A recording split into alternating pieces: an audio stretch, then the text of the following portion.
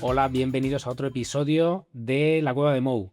Hemos tratado en otros episodios anteriores, hemos tratado muchos aspectos que están fundamentalmente relacionados con la comunicación corporativa, entendiendo la comunicación corporativa como lo que a veces vemos como el core de la misma, la construcción de mensajes, la ética, la gestión de crisis, etcétera, pero la comunicación corporativa, como la entendemos, tiene muchos otros elementos y trata con muchos otros ámbitos de la comunicación, el ámbito de las empresas, de las marcas, de los productos. Y precisamente hoy teníamos muchas ganas de abordar algo que no hemos tratado todavía, que es el branding, la construcción y el desarrollo de la marca como un elemento más, como un elemento consistente, importantísimo en el mundo de la comunicación. Y para eso, pues yo creo que nos hemos traído, tenemos la suerte de que tenemos aquí esto ya quizás es mi opinión personal, pero yo creo que no me equivoco mucho si digo que es uno de los mayores expertos que tenemos en España, una persona Fernando de Córdoba, que además hace una labor en el ámbito, en el plano de la divulgación, como profesor en diferentes programas, y no solo eso, sino también como autor de algunos libros en el mundo del branding y del desarrollo de marca, que me parece que son fundamentales en los últimos años para entender bien este terno. Así que muchísimas gracias, Fernando. Gracias a ti por Eh, invitarme. qué menos. Y además encantado de poder hablar contigo de esto. Para los que quizá no te conozcan mucho, que no creo que sean demasiados, pero alguno puede haber por ahí despistado, igual no sabe que en redes sociales te hemos conocido siempre como Gamusino, que es el nick con el que te has movido en la extinta Twitter y la nueva X, y quizá, pues no sé si a lo mejor nos puedes poner en situación por qué Gamusino para el que no lo sepa. Bueno, pues no tiene mucho misterio porque gamusino para mí es una palabra que es bonita tanto en el fondo como en la forma. Es una palabra que muy sonora, gamusino. Me gustan mucho las palabras que contienen la U. Y bueno, en cuanto a contenido, significa es un animal imaginario. Entonces, pues me parece que tiene ese punto divertido. Y bueno, pues me llevaron de pequeño a cazar gamusinos mis padres y se me quedó grabado. Ahí quedó la experiencia. Sí, sí, Ya. totalmente. Por cierto, hablando de esa experiencia de pequeños, ¿a ti desde cuándo te viene el interés por las marcas? Es decir, ¿cuál dirías? No sé si hay un momento que digas, mi recuerdo más antiguo fijándome y fijando una marca en mi memoria fue este. ¿Hay algún momento que digas, aquí es donde empezó mi pasión por las marcas, mi interés, mi búsqueda de las curiosidades y las historias detrás de, Pues de, de las mismas? mira, sí creo que te podría decir, yo soy del 87 y creo que te podría decir que el primer recuerdo que tengo de fijarme en estas cosas debió ser, pues, a principios de los 90 Mm. seguramente. Y tengo dos recuerdos. El primero es fijarme en que la 2 de Televisión Española había cambiado de logo, porque cambiábamos de canal. Bueno, en aquella época no teníamos mando a distancia, en mi casa todavía teníamos una tele de las antiguas y recuerdo que ya no salía este tan enredado de tan barroco que tenía la 2 en los 80, sino que salía el 2. Mm. Y luego uno que tengo más vívido, porque ese no estoy muy seguro que no haya sido una reconstrucción de mi cerebro, pero otro que tengo muy vívido es que yo todos los días de camino al colegio, iba a un colegio un poco lejano a mi casa y me llevaba mi padre en coche, porque no había metro entonces todavía en el colegio. Y todos los días pasábamos por delante de una oficina de correos donde yo aprendí a leer lo que ponía. Y ponía correos y telégrafos, caja postal de ahorros. Y lo leía a diario. A mí me encantaba leer. Yo aprendí a leer muy pronto y me encantaba leer. Y todos los días correos y telégrafos, caja postal de ahorros. Y un día pasamos y había unos operarios quitando las letras de caja postal de ahorros y colocaron un rótulo de Argentaria, el banco público que se creó en los 90 con Caja Postal, Banco Exterior, Banco Hipotecario y tal. Y entonces me fascinó porque, claro, de repente fui consciente de que las marcas eran cosas que podían cambiar. Y recuerdo esa tarde cuando volví a pasar por allí y ya vi que estaban poniendo el rótulo amarillo de Argentaria y creo que me obsesioné. Tuve un hiperfoco con Argentaria durante un tiempo que recuerdo que recortaba los anuncios de los periódicos, recortaba el logo y me lo guardaba y tal. ¿Te gustaba ese logo? ¿Te... Sí, Argentaria, además, incluso viéndolo desde hoy, me parece un nombre bancario muy avanzado, no solo para su época, incluso para hoy. Porque si te fijas, los bancos han tenido como, como diferentes etapas. Tenemos una primera etapa en la que los nombres son muy descriptivos. Banco de Santander, porque se creó en Santander. Banco hipotecario, porque se dedicaba a las hipotecas. Banco exterior, porque se dedicaba al exterior. Y luego tuvimos una época más de nombres creativos, ¿no? Había un banco que se llama Nuevo Banco, había, bueno, Open Bank, nació también en Ujú. los 90, un poquito después, y es como uno de los primeros nombres que ya ni siquiera, porque Argentaria ni siquiera te dice banco. Para mí es un nombre como de tercera generación. Sí, sí. Argentaria, que es como se dice banco en latín, me parece un nombre precioso y me da bastante pena que se haya perdido, de hecho. Bueno, es una línea también, ¿no? La de utilizar términos latinos o procedentes del latín para crear Es marca, ¿no? un Es, clásico de los 90. Por suerte no era Argentalia, porque en los sí, 90 sí. tuvimos todos los alias posibles. ¿Y cuál fue la primera marca? Entiendo que esta debió de ser entonces Caja Postal, tu primera marca en la memoria. ¿Hay alguna otra que digas que desde el principio la guardes con determinado cariño, que te llamaran más la atención que otras? Pues mira, dos. Una, a mí de pequeño, en mi casa el periódico que compraba mi padre era El País y yo le cogí muchísimo cariño, precisamente porque me gustaba mucho leer al Pequeño País, que era el suplemento Sí. infantil. Y recuerdo que en El Pequeño País publiqué un anuncio, había en la sección de los infantiles, de las revistas de Bruguera, de Ujú. El Pequeño País, había una sección que hoy en día sería El Paraíso de los Pedófilos, que es una sección llena de direcciones de niños que querían cartearse con amigos.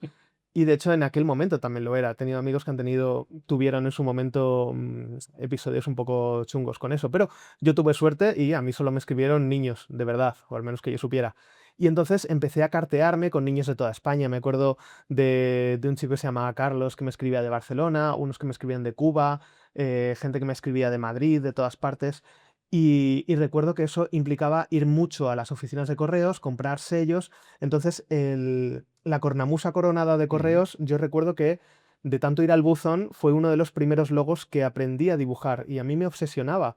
Y de hecho, con el paso del tiempo, me he planteado si hay algo, yo no soy diseñador, entonces yo de esto no entiendo mucho, pero si hay algo como una idea platónica de buen diseño que haga que incluso gente que no sabíamos nada y no sabemos nada de diseño como nosotros, nos gusten tanto, nos atraigan tanto de una manera irracional unas identidades y no otras. Por ejemplo, yo qué sé, yo lo he pensado con el tiempo, la galleta de Renfe de Juan Toribio y después de Cruz Novillo, los logos de Televisión Española, de Jiménez del Pueblo, la cornamusa coronada de Cruz Novillo, el logo de Cercanías de Alberto Corazón, son logos que a mí de pequeño, antes de saber quién era esta gente, me fascinaban.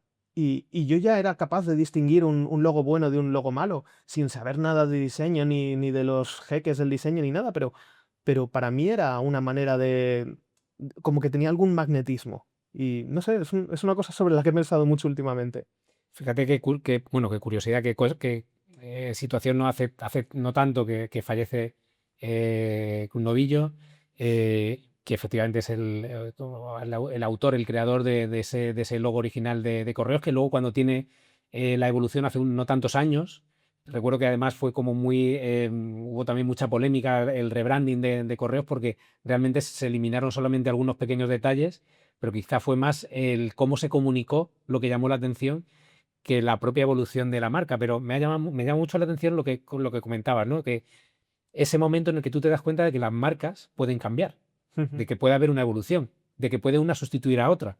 ¿Es ahí donde tú crees que surge un interés tuyo porque esos procesos formen parte de tu experiencia vital o de tu experiencia profesional? El... Bueno, yo creo que fue más durante la carrera, cuando yo siempre había querido ser periodista y ya me imaginaba trabajando en El País. Y durante la carrera me di cuenta de que me atraía más toda la parte corporativa, toda la parte de comunicación corporativa, de escribir notas de prensa. Ujú. Y luego ya fui como un salmón yendo a la parte, vale, si me gusta la comunicación, empecé mi carrera como community manager cuando todavía no, este término no existía, y luego fui hacia la creación de contenidos, ya te digo, como un salmón hacia atrás, y luego ya hacia la estrategia de marca. Y me di cuenta de que no eran disciplinas distintas, que el estratega de contenidos, el estratega de marcas, el community manager, estamos trabajando con el mismo flujo de información y en cierto modo todos estamos construyendo marca. La persona que publica los contenidos en redes sociales y tiene que reaccionar en directo está construyendo marca en un punto de contacto importantísimo. La persona que planifica los contenidos está dando vida a la marca, está construyéndola. Y la persona que determine cuál va a ser la estrategia de marca, van a ser el relato, los valores, los atributos a destacar, también está creando marca. Entonces, me he dado cuenta que todo el rato me gustaba exactamente lo mismo. Y simplemente era subir o bajar el cauce del río.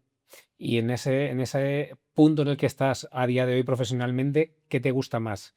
¿Trabajar, colaborar, ayudar en el proceso de desarrollo de una marca o formar y divulgar para transmitir tus conocimientos, impulsar a otros a que también entren en el mundo de la marca como lo has hecho tú o en el ámbito en el que cada uno Bueno, considere? ¿La divulgación o la aplicación? ¿Qué te apasiona más? yo lo que tengo más claro es lo que no me gusta, y lo que no me gusta es hacer una única cosa.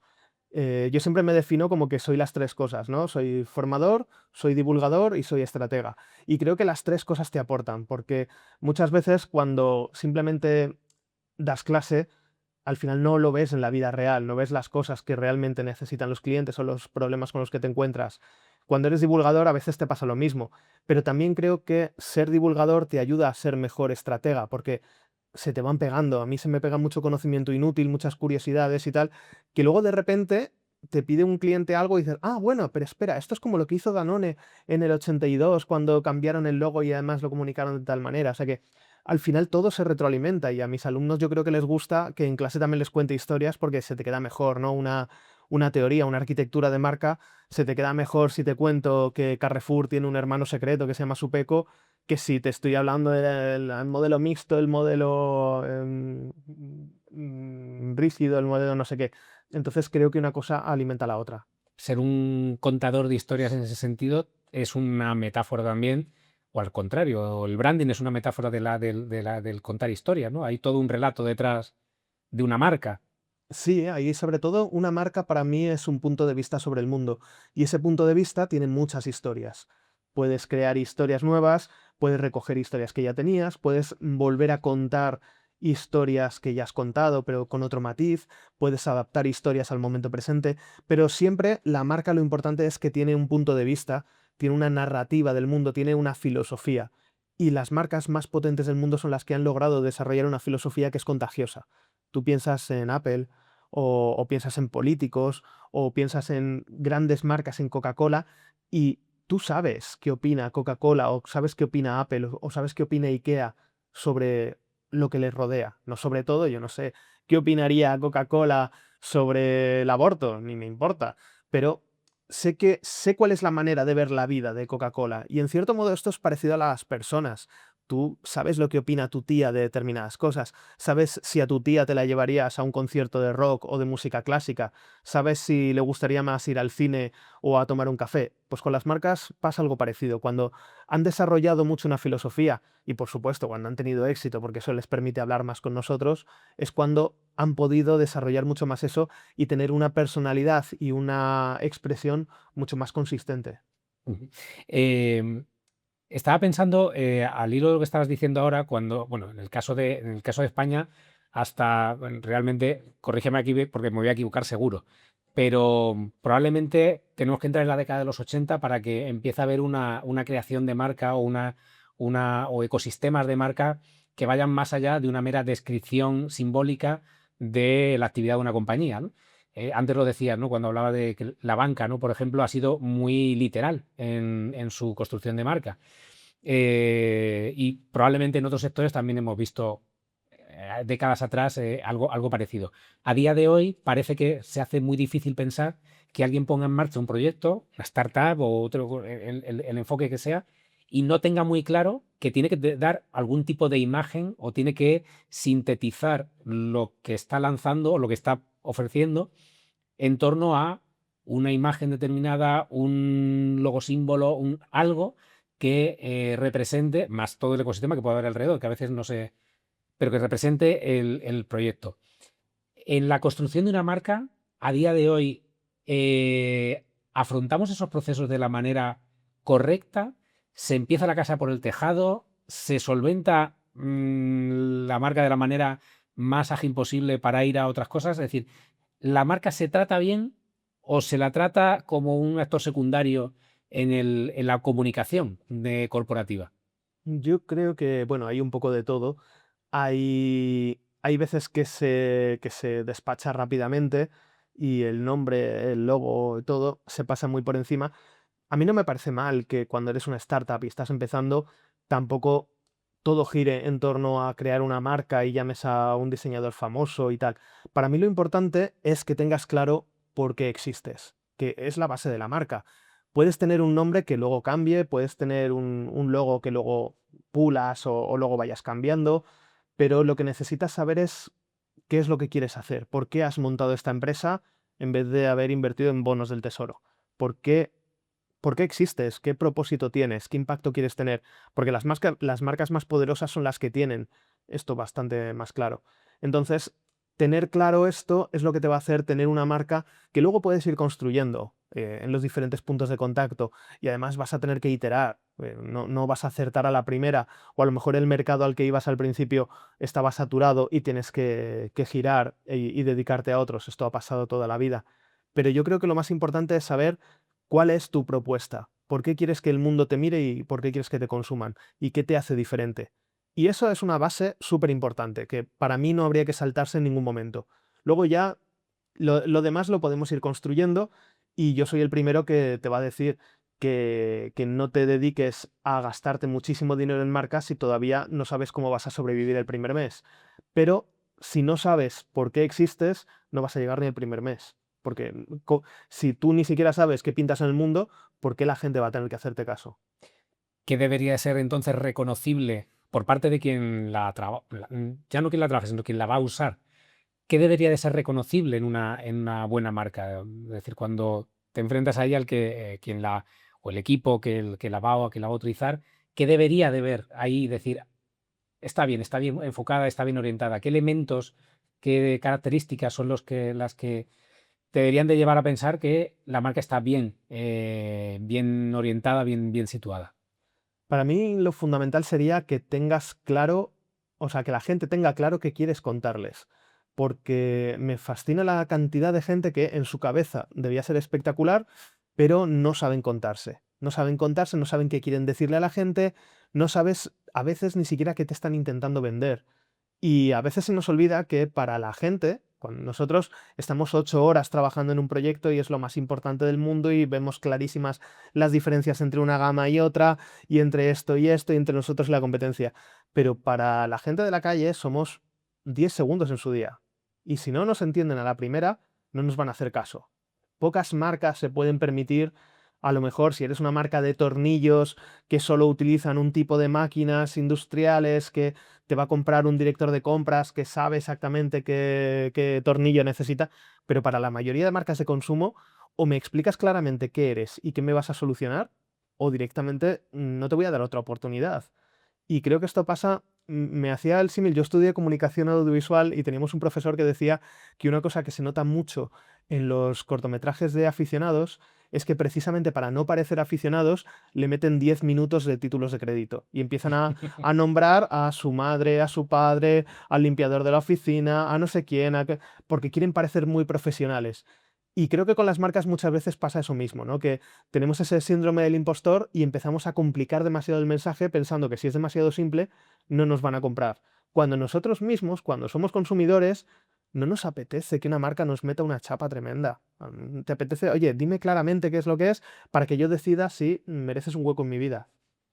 Eh, Quizá con lo que estabas comentando al principio he pensado, es verdad que tal vez desde el ámbito de la empresa muchas veces no nos ponemos en el lado del consumidor o de quien va a verse expuesto o impactado por los mensajes de la marca y por tanto igual tal vez es uno de los problemas más importantes que se pueden producir, ¿no? El no ser capaz de ver la marca desde el ángulo opuesto, desde el que la va a recibir a la hora de valorar si está bien construida y si tiene sentido. Eh, ¿En qué momento se mete al consumidor, al usuario, a los públicos objetivos en la construcción de marca? ¿Nos lo dejamos habitualmente fuera? ¿Cómo deberíamos de integrar al receptor de la Bueno, marca? hay muchas maneras y hay gente que sabe muchísimo más de estudios de mercado que yo, que es un tema del que no estoy muy metido, pero cuanto más sepas, mejor. Otra cosa es que te estés inventando datos o que tengas la saturación por exceso de datos, que eso también pasa, ¿no? Que al final, parálisis por análisis, ¿no? Pero yo creo que simplemente un ejercicio de empatía, de ver tu marca con ojos nuevos y decir, ¿esto se entiende?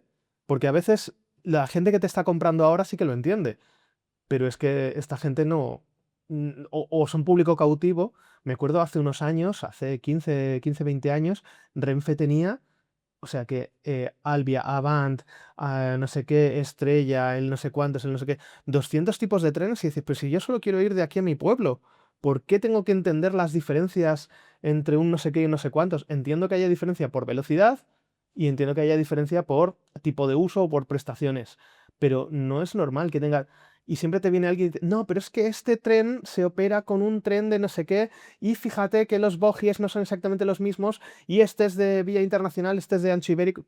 ¿Y qué más me da? O sea, es que muchas veces complicamos las cosas porque queremos cumplir con el cliente más exigente, exigente o más que exigente, ¿no? Porque no sería exigente, sería como el más profesional, el más sabidillo, y en realidad lo que la gente quiere es una propuesta simple y que digas, oye, mira, de aquí para aquí tienes este tren. Y luego tienes un tren que es un poco más rápido y un poquito más caro. ¿Cuál prefieres? Te he visto algunas veces en ese sentido de cómo simplificar la comunicación, jugar, por ejemplo, con planos de Renfe, con planos de metro, de esto se podría haber contado de esta manera, este pictograma podría ser de otra manera y no de esta otra. ¿Cuánto de importante es el sintetizar en el desarrollo de marca? ¿Y en qué momento te puedes poner un poco barroco? O a lo mejor no deberíamos de ponernos muy barrocos, ¿sabes? Yo creo que o sea, no, para mí hacer las cosas demasiado difíciles es faltar el respeto a la gente que te consume. Contar algo más difícil solo porque a ti te gustas mucho a ti mismo y te gusta utilizar palabras muy elevadas y tal, me parece una falta de respeto. Yo en mi libro, por ejemplo, una de las primeras cosas que decía es, mira, yo a toda la identidad visual, sea un imagotipo, sea una watermark, sea un logo símbolo, sea, le voy a llamar logo, porque esto es un libro de divulgación. Y luego yo cuando estoy trabajando y hablo con un diseñador, pues a lo mejor le digo, oye, yo creo que aquí quedaría mejor un imagotipo, o aquí quedaría mejor un logotipo, o porque entre nosotros tiene sentido. Pero cuando yo le hablo a la gente, ¿qué más le da que la manzanita de Apple sea un logo? O sea, es que es totalmente esto. Creo que es una cuestión de accesibilidad, creo que es una cuestión de no cerrarte puertas y de inclusión también. De inclusión primero de personas que a lo mejor no entienden esto porque no tienen por qué entenderlo, porque no, ni les va ni les viene. Y segundo, porque también hay gente con capacidades diferentes y no todos podemos entender todo lo que nos hace. Entonces, cuando hacemos las cosas fáciles para unos, se hacen fáciles para todos. Esto es como cuando pones una rampa en tu portal. Mm. No le beneficia solo a tu vecino que va en silla de ruedas, también te beneficia a ti. Cuando a lo mejor hoy, como estoy yo, no puedes subir escaleras porque ayer te diste una paliza. O a lo mejor un día que llevas un carrito de la compra. Es decir, estas cosas, hacer las cosas fáciles nos beneficia a todos. Y creo que muchas veces el síndrome del impostor nos hace que hagamos todo un poquito más oscuro para intentar reivindicar que algo es solo nuestro y que somos profesionales y tal. Y tenemos como mucho miedo a que los demás descubran que el emperador va desnudo. ¿Cuántas historias de una marca tendrán detrás relatos o circunstancias que no tienen tan mucho que ver con esa voluntad de hacer las cosas fáciles o de entender? Es decir, me imagino que conocerás o que sabrás historias en las que realmente el relato de las personas que lo crearon es lo que explica por qué la marca es como es y no de otra manera. Hay marcas muy personales y creo que también a veces es un poco cuestión de suerte, ¿no? Steve Jobs hizo de Apple una marca muy personal y mira que en Apple trabaja gente y Steve Jobs llegó en el 97, pero hizo una marca muy con su manera de ver el mundo. Claro, también por cada Steve Jobs que hace una marca muy con su manera de ver el mundo y convierte la empresa en la más valiosa, hay un montón de gente que impone su manera de verlo y se pega un castañazo. Entonces, tampoco puedes hacer una norma general. Pero yo creo que en cierto modo las marcas, sobre todo cuando eres un emprendedor, tienen que ser algo que tú te creas. No hace falta que, si es un producto para embarazadas, no hace falta que la CEO esté embarazada constantemente, pero sí tienes que empatizar con lo que vas a proponer. Porque es como cuando hacíamos contenidos, mi compañera Aida Méndez y yo teníamos una última fase en la valoración de cualquier estrategia de contenidos que se llamaba el test de a mí que me importa. Porque la gente hoy en día puede dedicarse a leer tu blog o tus redes sociales o tu TikTok o lo que sea. Ese mismo tiempo lo puede dedicar a ver una serie que ha ganado un Emmy o a leer un artículo del New York Times que ha ganado un Pulitzer o a ver una película galardonada con un Oscar. Entonces, ¿por qué tendrían que leerse o consumir un vídeo o consumir algo de otra cosa? Si piensas que la gente es más tonta que tú, probablemente estás equivocado. Entonces, ¿cómo puedes hacer para compensar que a lo mejor tú no has ganado un Oscar o tú no tienes un Pulitzer? Pues tienes que intentar ser más relevante para él en ese momento, ser más útil, ser más entretenido, ofrecerle algo de valor, que el valor puede ser cualquier cosa, no tienen por qué ser cupones de descuento. El valor puede ser más cercanía, puede ser una historia con la que se sienta identificado, puede ser ayudarle en algo que tiene en ese momento que le está picando en la cabeza. Tú que has colaborado, colaboras con el Foro de Marcas Renombradas, que tienes un conocimiento, he leído, creo que hemos podido leer muchas historias a través de ti de dónde venían algunas de esas marcas renombradas que tenemos en España, cuál ha sido su trayectoria, su evolución. Esa cercanía y ese conocimiento de marcas excelentes o de marcas especialmente destacadas, ¿qué tienen en común? ¿Qué es lo que con el tiempo convierte a una marca en una gran marca, en una marca sobresaliente? Pues yo no lo sé, porque si no, yo también habría montado una marca de esas y estaría ahora petándolo por el mundo. Pero el patrón que les veo es que tienen una idea propia, ¿no? Es lo que decíamos al principio, tienen una manera de ver el mundo. A mí me gustó mucho cuando estoy colaborando con el Foro de Marcas Renombradas y es que siempre encuentras algo interesante que contar. A veces es algo curioso de sus inicios, a veces es quien les diseñó el logo, a veces es el tipo de productos que hacen, a veces es que algo no sabías que era español. Y me gusta mucho. De hecho, mi segundo libro que publicaré este año va un poco de eso, ¿no? De historias poco conocidas de marcas cotidianas. Y volviendo a eso, por ejemplo, pues me gustó mucho conocer la historia de Actiu. Actiu, Ujú. que empezó siendo creaciones Berbegal, de la familia Berbegal, y se dedicaban a hacer pues muebles de oficina, muebles de casa, y con el paso del tiempo fueron desarrollando una filosofía propia que decía que es que el trabajo es un lugar donde pasamos un tercio del día, un tercio de la vida. Y de hecho, muchas veces es el lugar donde más tiempo estamos despiertos. Y decía, ¿por qué el trabajo no puede ser un lugar del que salgas mejor que como entraste? ¿Y por qué no diseñamos muebles que te ayuden no solo a trabajar mejor, sino a mejorar tu manera de estar, a estar más cómodo, a ser más accesible, a trabajar mejor, a ser más productivo, a colaborar mejor? Porque al final está demostrado, ¿no? Que no es lo mismo una oficina diseñada para colaborar que una oficina puesta un poco como Dios nos da a entender a cualquiera de los que no somos expertos en esto. Y me gustó mucho porque tú ves en el iceberg, ves una empresa de muebles de oficina, pero cuando empiezas a rascar te das cuenta de que hay mucho más. Y porque no parezca que esto es branded content de Active, también su competencia, IKEA, competencia en algunos sectores y tal, en algunos ámbitos, IKEA también tiene una filosofía, que es la del diseño democrático. Y el fundador de IKEA, Ingvar Kamprad, lo tenía muy claro, que él decía que es muy fácil diseñar una mesa de 5.000 coronas, lo que tiene mérito es diseñar una mesa de 50 coronas. Entonces, es otra manera de ver las cosas. El de Ingvar Kamprad era, vamos a intentar hacer muebles que hagan feliz a la gente en su casa y se lo pueda permitir todo el mundo. En el caso de Activo es, vamos a ayudar a que la gente salga de su trabajo mejor que como entró. Y eso son marcas que tienen una filosofía. Cuando tu filosofía es, voy a fabricar camisetas, eso no es una filosofía, eso es un modelo de negocio. Me recuerda un poco, o sea, lo que estás diciendo a cuando hablamos de cuál es el propósito corporativo, que a mucha gente le resulta tan difícil aterrizar. Es decir, valores, visión, misión, propósito. Y el propósito parece que está mezclado con la visión, con la misión. Y Es que muchas veces se hace como si fuera un formulario, ¿no?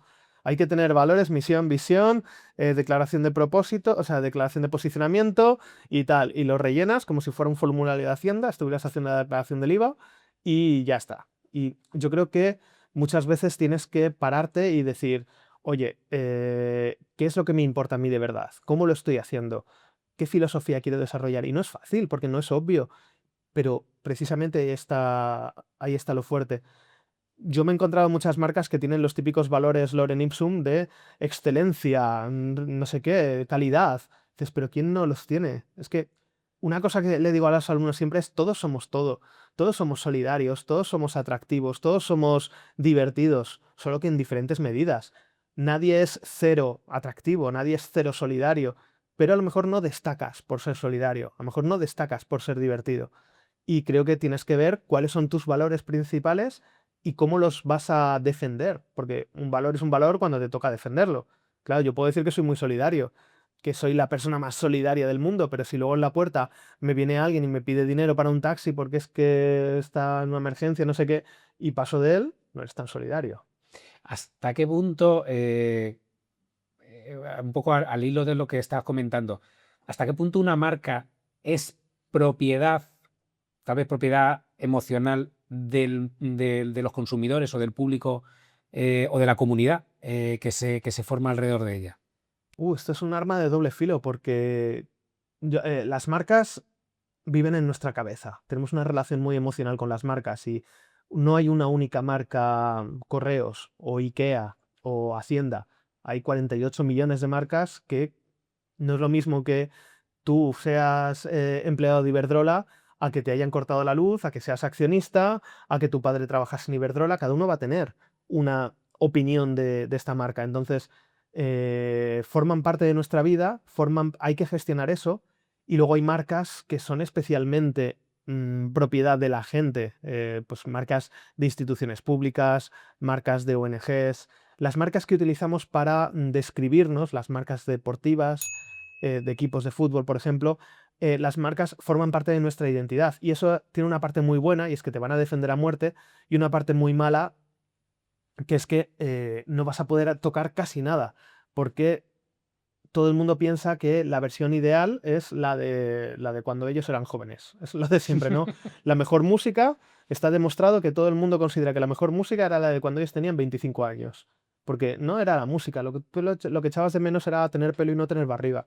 Entonces, te atrae todo eso y la nostalgia muchas veces es muy engañosa.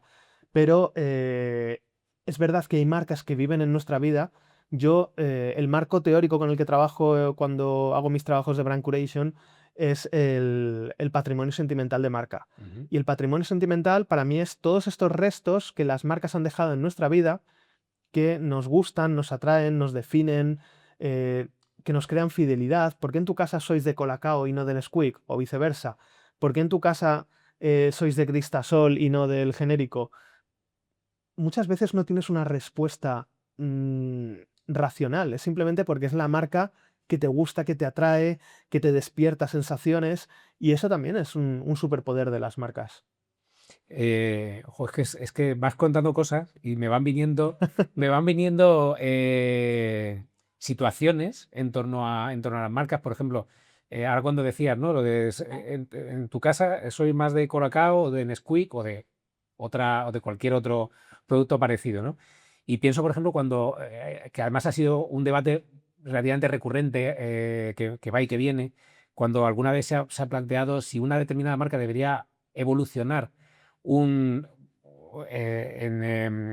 cambiar para adecuarse al signo de los tiempos. Me explico, por ejemplo, el caso de Conguitos, por ejemplo, que ha sido algo que ha tenido sus distintos momentos, ¿no? Hace 40 años nadie se hubiera planteado que fuera una marca que pudiera ocasionarle un problema a alguien, ¿no? De un choque de valores, y 40 años después sí, por determinados motivos que están, de hecho, en la imagen de marca. Entonces, pero claro, al consumidor tal vez le pese mucho más la parte emocional de recuerdo de la infancia que la contradicción con unos determinados valores del momento, de la sociedad en la que está. ¿Cómo se equilibra eso? ¿Cómo se puede permitir una marca el avanzar o evolucionar ajena a determinadas circunstancias sociales que la empujan o que podrían empujarla a tomar una decisión en torno a su ecosistema, a la construcción de su propia identidad, por una cuestión, pues como esta que está contando, ¿no? De choque de valores? O sea, puedes decir, no, no, somos así, esta es nuestra identidad cultural, ¿por qué la voy a cambiar ahora si me ha estado acompañando durante 20, 30, 40 años? Eh, Bueno, yo creo que aquí se juntan muchas cosas. La primera es que el mundo va cambiando y el contexto va cambiando y no es lo mismo, incluso los mismos valores, no es lo mismo defenderlos en 1970 que defenderlos en 2026, 2027. Entonces, por ejemplo, un ejemplo que yo le pongo a mis alumnos en clase: 1971, el Banco de Bilbao se convierte en el Banco de la Mujer, porque tiene una ventanilla en la que atienden a mujeres, porque asesoran a mujeres sobre sus finanzas sin que tenga que venir su marido. Claro, tú hoy en día le dices a alguien que el BBVA es un banco feminista porque atienden a mujeres aunque no vaya su marido y te pegan un guantazo, con razón.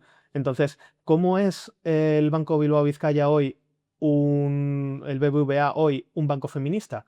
Pues con promoción de talento interno, con una regla que tienen de que cuando se va a cubrir un puesto hay un equilibrio 60-40 entre los dos sexos como mínimo, en cosas de conciliación, no discriminación al otorgar un préstamo. Es decir, tú puedes actualizar unos valores con el paso del tiempo.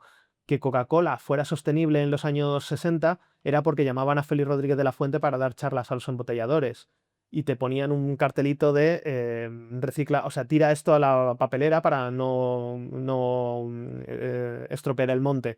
Hoy en día Coca-Cola tiene que hacer mucho más y tiene que hablar de reciclaje y tiene que hablar de dónde viene el plástico y tiene que hablar de recogida de plástico del mar. Entonces, los mismos valores hay que actualizarlos. Luego hay otra parte que decías que tenía que ver con todo lo de los cambios de marca, ¿no? Que muchas veces tu propio público es el más reacio a asumir un cambio de marca.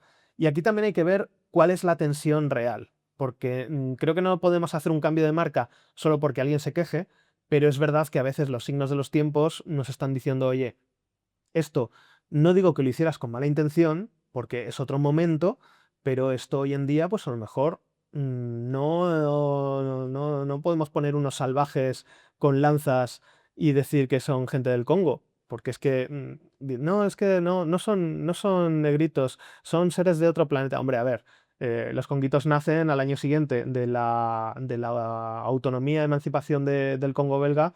Está bastante claro, los primeros anuncios eran básicamente el prototipo del antropófago, ¿no? Que iban capturando gente.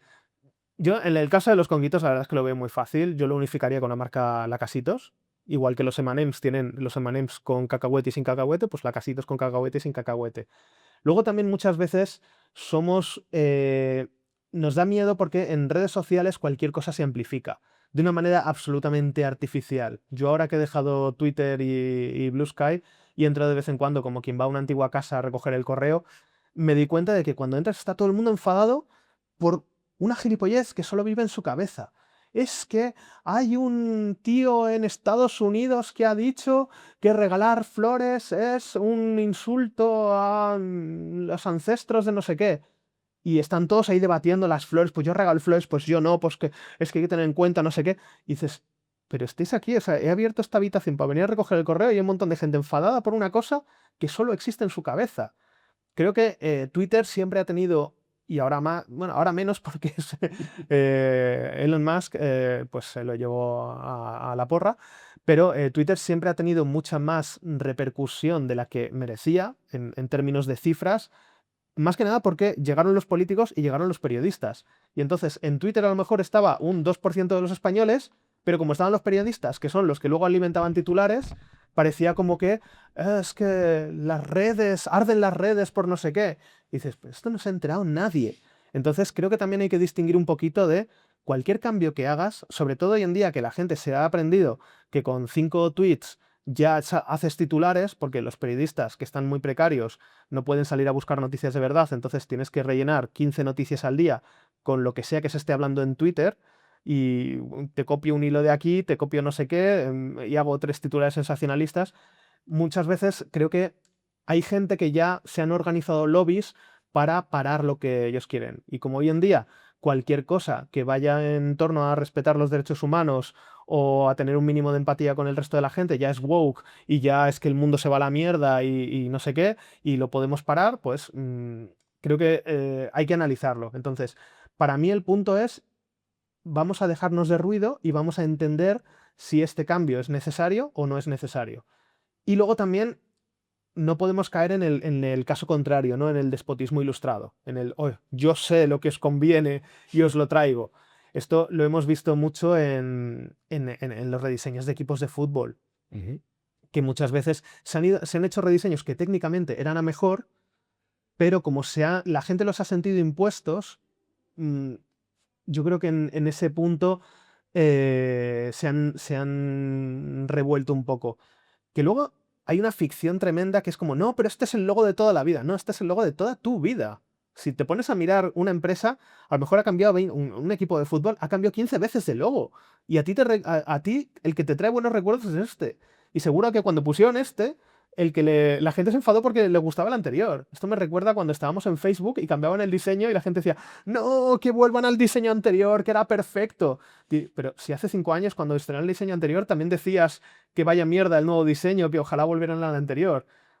Ayer estaba investigando sobre la evolución de la señalización del Metro de Madrid, que para mí es una señalización increíble de Arcadi Moradell, y veía cartas al director de gente diciendo, es muy confuso, es muy difícil, es que no lo podemos entender.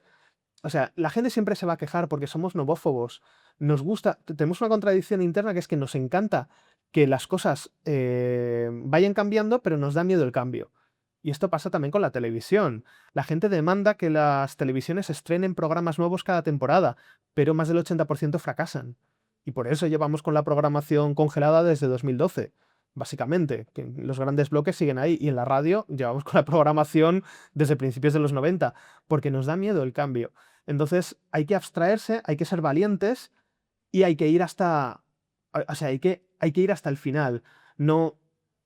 Pero por supuesto, si vas a hacer un movimiento fuerte, tienes que contar con tu audiencia y tienes que hacerlo bien. No le cambies a la gente las cosas por algo peor. Pero si lo vas haciendo poco a poco y se lo vas explicando bien y tal, pero luego te pueden pasar cosas como en el caso de Valladolid, que invitaron a algunos socios a que vieran el rediseño, que fueran opinando, les pareció estupendo, se hicieron fotos con el nuevo logo y al salir de ahí vieron que en redes no gustaba y se cambiaron la chaqueta y dijeron, pues ahora ya no me gusta a mí tampoco. Entonces, bueno, pues gajes del oficio.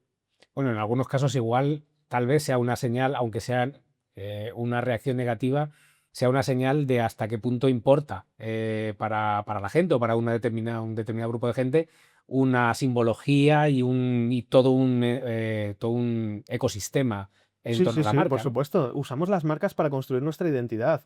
Y la marca de la ONC con la que colaboras, del equipo de fútbol que apoyas, de los productos que consumes, de la ropa que te pones, de la ropa que te pones porque no lleva logo, eso también, que eso está viendo mucho, ¿no? Con lo del lujo silencioso y todo, forma parte de nuestra vida. Y cuando te tocan algo de tu vida, tu primera reacción es de rechazo, siempre. Y luego ya a lo mejor dices, bueno, pues a lo mejor está mejor y tal. Por eso creo que tampoco tenemos que fiarnos de la primera reacción de la gente. Y también hay que tener en cuenta que cuando se hace un rebranding, el primer movimiento siempre es un poco como de péndulo, ¿no? De cuando Correos presentó su rebranding en Ujú. 2018-17, lo presentaron con un trap. Lo Me acuerdo, me presentaron acuerdo. con esta campaña de Mono Madrid tan chula y tal. Pero claro, Correos ahora no habla así, pero Correos llevaba hablando como una empresa que me perdone Correos, pero era bastante apolillada, y de repente Correos quería decir que iban a empezar a hablar con otro tono más cercano, con una estética menos feísta, con algo mucho más cercano a lo que era el momento. Entonces, en ese momento Correos tuvo que forzar un poquito la maquinaria para acabar colocándose de vuelta. Es como la goma, ¿no? La tienes que forzar un poquito para un lado para acabar colocándote de vuelta donde tú querías. Y tú ves ahora la comunicación de Correos y no tiene nada que ver con la que tenían antes, pero tampoco es tan extrema como lo del trap. Ujú.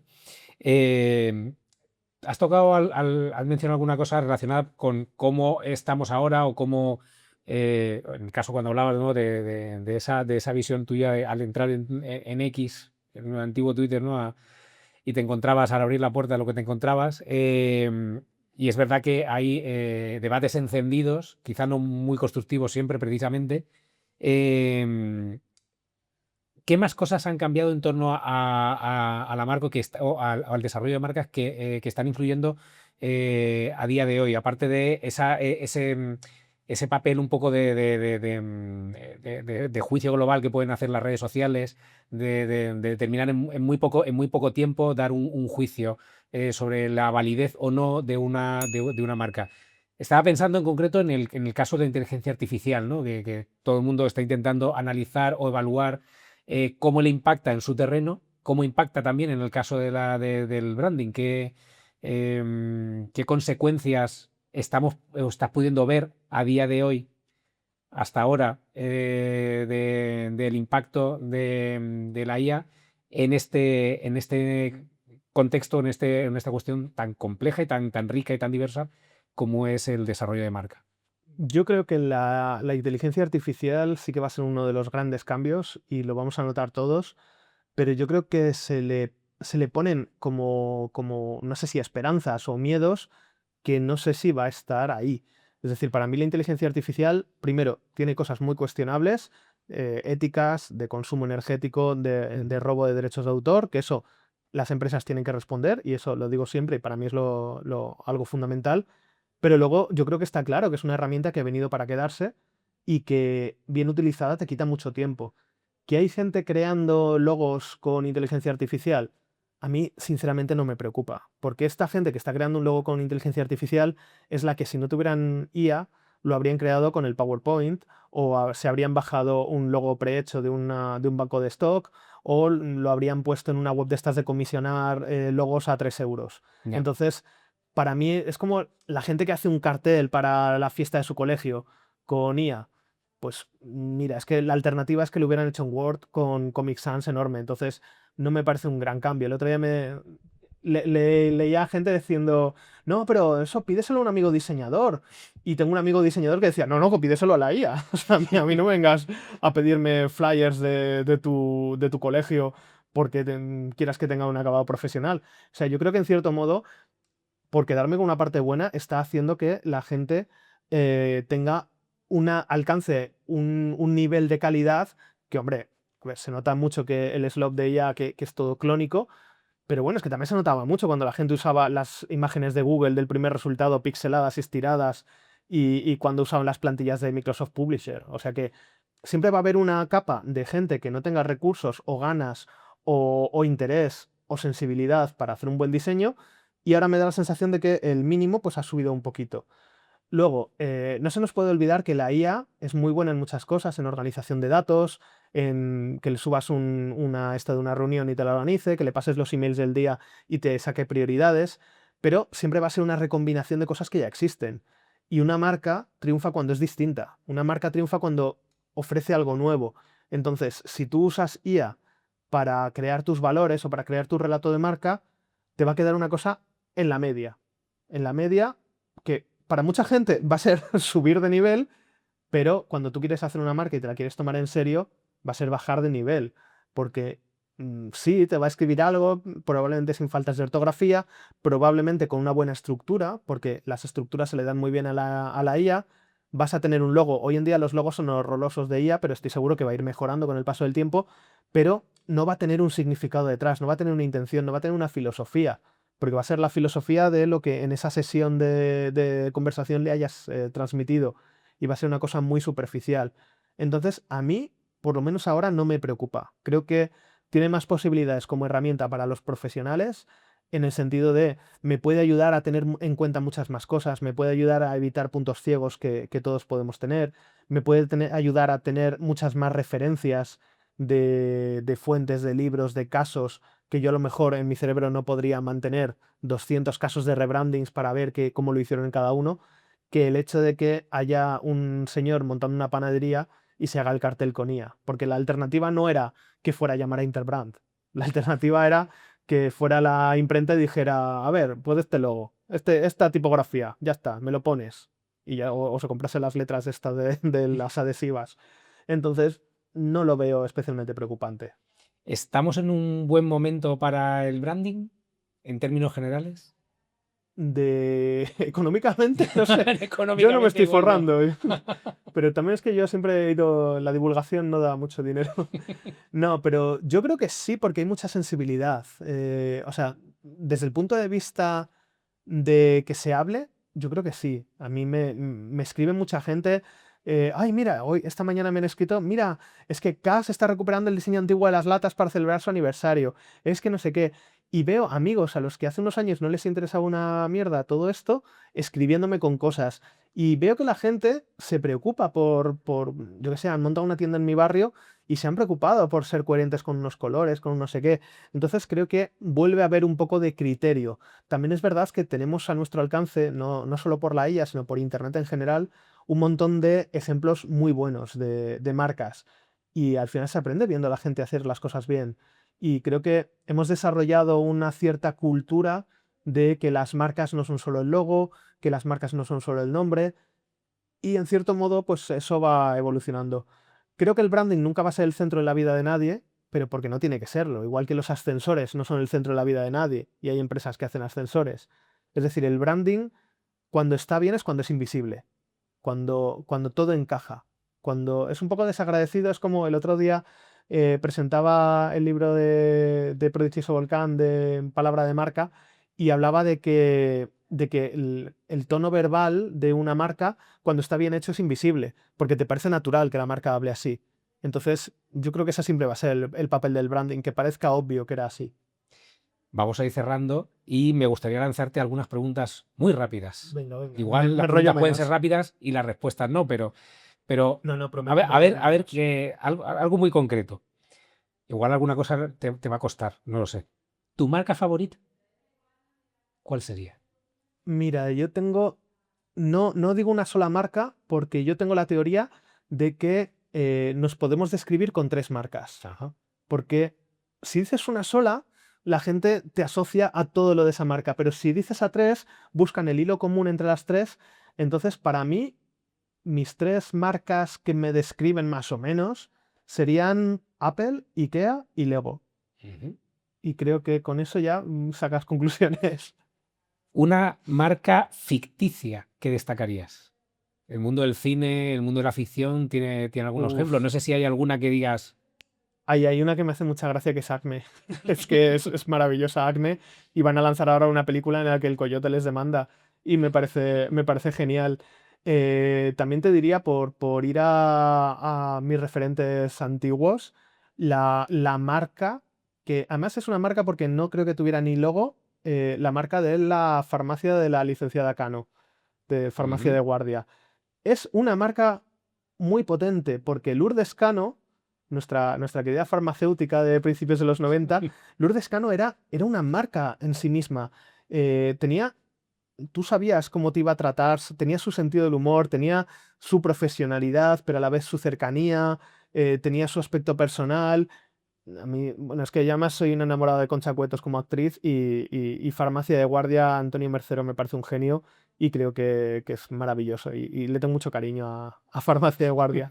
Bueno, y siempre nos quedará el hecho de que todavía la farmacia en la que se inspiró la fachada la Sí, tenemos cerca del cruce de Alcalá con Manuel Becerra y está. yo recomiendo a todo el mundo que vayan a sacarse selfies. Sí, sí. Luego entras y es un poco decepcionante porque es bonita, pero no es la, no No es es, la no es la de la que serie, yo no es pensaba. Si yo claramente, fuera el no. dueño de la farmacia, la habría reformado para que fuera la de la serie. O sea, si las farmacias, lo difícil es diferenciarse entre ellas, porque todos venden el mismo medicamento al mismo precio, pues dale un atractivo a la gente, ¿no? Un tópico sobre branding con el que no estés de acuerdo. Uf, hay muchísimos, hay muchísimos. O sea, a mí uno que me jode mucho es que un logo es mejor cuanto más elaborado sea, más difícil sea. Que es como, no, o sea, no, es que este logo se tarda 5 minutos. Ya, y un poema de García Lorca se tarda 5 minutos en escribir. No, no, se tarda 5 minutos en copiar. El logo de Correos, la cornamusa o cualquier logo de Cruz Novillo que son súper simples y súper difíciles de llegar a esa simplicidad. Sí, tú tardas 5 segundos en hacerlo. Si me das un papel milimetrado, incluso si quieres te lo calco. Pero bueno, tú también puedes copiar un poema de Antonio Machado. ¿En cuánto? En 30 segundos. Un poema no muy largo, me pongo con el ordenador y lo copio en 30 segundos. ¿Significa eso que el poema de Antonio Machado no tenga mérito? Ni de coña. Es que muchas veces lo complicado es hacer un logo tan simple, un logo que funcione en cualquier superficie, que funcione en cualquier tamaño, que represente con el mínimo número de trazos lo que quieres decir. Y me parece muy paleto decir, es que, mira, al final son 2 rayitas". Eh, Y ya lo último, una predicción para el branding para los próximos años. ¿Te atreverías a hacer una predicción? No, no me atrevo. No, no puedo ver el Respuesta fácil, futuro. no. No puedo ver el futuro. Es que todas las predicciones que te digan van a ser deseos. Y yo creo que las marcas, o sea, mi deseo sería que las marcas se fueran a ocupar más de su imagen, pero también de su historia, también de su patrimonio. A mí me encantaría que el Corte Inglés, ahora que están reorganizando y cerrando algunos centros y tal, cogiera un centro de estos en los que no saben qué hacer y dedicar una planta a hacer un pequeño museo del Corte Inglés, con una historia de su publicidad, con una historia de cómo ha evolucionado la moda en estos... No hay un detalle que es que nadie sabe muy bien cuántos años tiene el Corte Inglés. Ellos dan una fecha de fundación, anteriormente dieron otra. Yo lo he estado investigando, no he logrado encontrar cuándo se fundó el Corte Inglés. Cuándo lo tomó la familia actual, sí, en el 41, pero cuándo se fundó el Corte Inglés nadie lo sabe. Es un enigma, pero bueno, podría haber una sección del museo hablando de eso. Yo creo que el Corte Inglés es una de las marcas más representativas de España, más importantes, y me da mucha pena que no tengan, pues eso, es que además es una empresa que tiene espacios físicos, porque si me dijeras, yo qué sé, Telefónica, que tiene menos, tiene centrales, pues Ujú. no tiene tantos sitios, pero una planta de un centro del Corte Inglés dedicado a museo permanente del Corte Inglés, me encantaría. Esa es mi predicción. ¿Esto es una predicción? No, es un wishful thinking, sí, Ay, pero sí. ahí queda. Señores del Corte Inglés, por favor. Yo les ayudo. Bueno, lo que sí que podemos esperar es tu próximo libro. Mi próximo libro, Que eso sí que lo tenemos ahí a las puertas. saldrá en algún momento. Yo ya he entregado el manuscrito y Y ya ahora cuando, depende de la editorial, maquetación, todas estas cosas que se hacen cuando tú entregas un texto. pues nada, esperamos verlo. No te vamos a pedir que nos digas el nombre. Vamos a desvelarlo antes de que la editorial haga esa parte del trabajo de promoción, pero estaremos muy atentos. Pues Fernando, muchas muchísimas gracias. gracias por este ratito de conversación. Yo creo que se abren muchas puertas para tocar más aspectos, porque creo que el mundo del branding es inagotable o prácticamente inagotable. Pues cuando quieras me Así llamas y me que paso sí, por sí, allí. yo creo que tenemos pendiente un retorno a la cueva. Muchas gracias. Muchas gracias. Y gracias a los que hayáis estado acompañados en este episodio o que lo escuchéis o lo veáis cuando queráis, que para eso en YouTube, en Spotify, en los canales habituales lo tenéis disponible y próximamente más contenido en torno a comunicación. Os esperamos.